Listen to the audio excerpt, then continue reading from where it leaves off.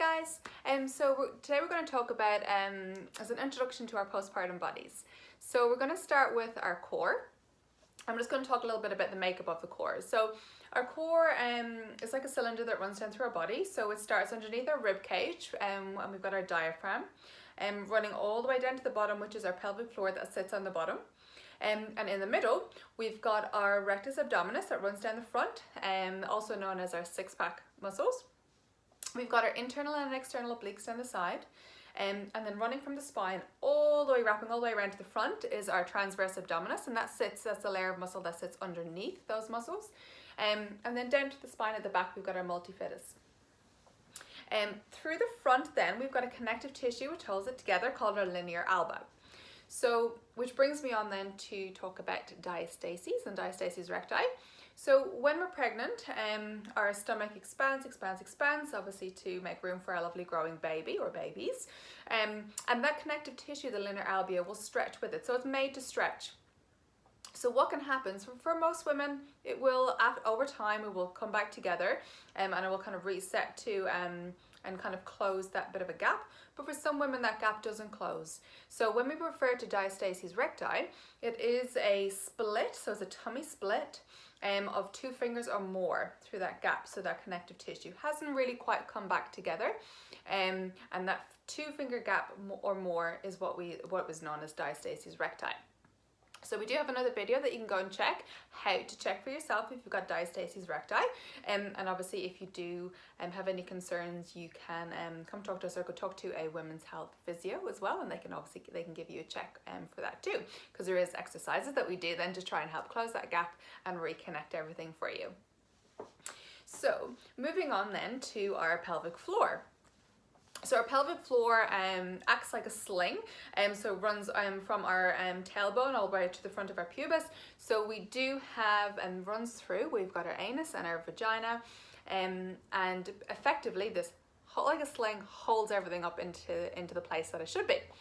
So during pregnancy and obviously with birth, our pelvic floor can effectively be traumatized. It can endure quite a bit of strain and pressure, obviously with a growing baby. So even if you have had a C-section, it doesn't necessarily mean that your pelvic floor is going to be a-okay. It's obviously still had to, it had the bearing down and the pressure of carrying a baby inside. So what we do in the postpartum period is really, really important, is to strengthen that pelvic floor and work through. So we do have another video as well of how to activate and work on your pelvic floor contractions, strengthening and release, because it's equally as important. So do go check that out as well. The next then is our transverse abdominis. So transverse abdominis, as we mentioned, is that muscle in our core that runs from our back to the front, and this is our deep core muscles. So in our postpartum training, we do a lot of work with our transverse abdominis, and these are the muscles that will help us close that tummy split if we have one, and most women will have one. It also helps to flatten our stomach, and it helps to strengthen and reconnect, helps with our posture. So it's a really, really important muscle for us to train. And again, we do have a video on this and how to activate and work this muscle. It's really, really important, so do go check that out.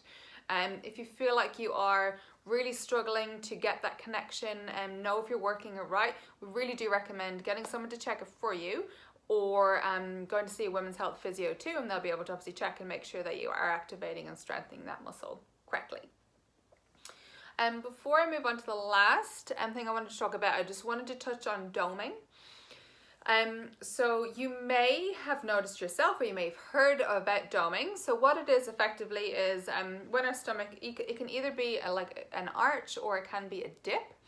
And this can happen if we're doing certain exercises. So you may be, for instance, in a plank and you notice that your stomach is kind of protruding, so it's got a little bit of a doming shape, or again, inverted. This can be a sign then that you do have a diastasis recti. So it's really, really important that you are exercising correctly and safely to ensure that you're not putting a lot of intra-abdominal pressure when you do see that doming. So we really want to try and avoid that, strengthening the core to avoid any additional damage to our core inside. And finally, our lovely hormones. So during the postnatal, so obviously when we're pregnant, birth and then post-birth, we produce a hormone called relaxin. So it's not a bad thing. It helps us to prepare for birth. But what it does relax a lot of our muscles in our body. So when we are exercising in the postpartum period, really, really important to be mindful of this hormone relaxin. And it just means that we just have to exercise a little bit different. So you may, a lot of women get, issues in their neck and their shoulders. It also can affect some of our joints. So there's a lot of exercises that we really want to try and avoid, or just be really mindful of the fact that this hormone is in our body. Our muscles are a little bit more relaxed. We don't want to be putting as much impact and pressure on them to actually cause damage. So again, this is really, really important to remember as well. Normally, it's produced up to about 3 months post birth, or 3 months post when you stop breastfeeding. So again, it just depends on kind of what comes last there. So I really hope this has been helpful. It is just a brief overview of our postpartum bodies and things that we need to be mindful of. As I said, we do have some additional videos on how to check for that diastasis recti, so our tummy split, how to activate your pelvic floor, and also how to activate and work your transverse abdominis muscles. So they're the really key things that we want to be working through in the postpartum period. So do go check them out. If you do have any concerns, you feel like you're just not getting it, just go talk to somebody. Ideally, it's good to get it checked by a personal trainer or a women's health physio, and just to ensure that you are activating and you are doing those exercises correctly, to just get the most out of it and just really being able to reconnect that core together, which is really what the key of what we want to try and do in the postpartum period. Thanks very much, guys. Bye.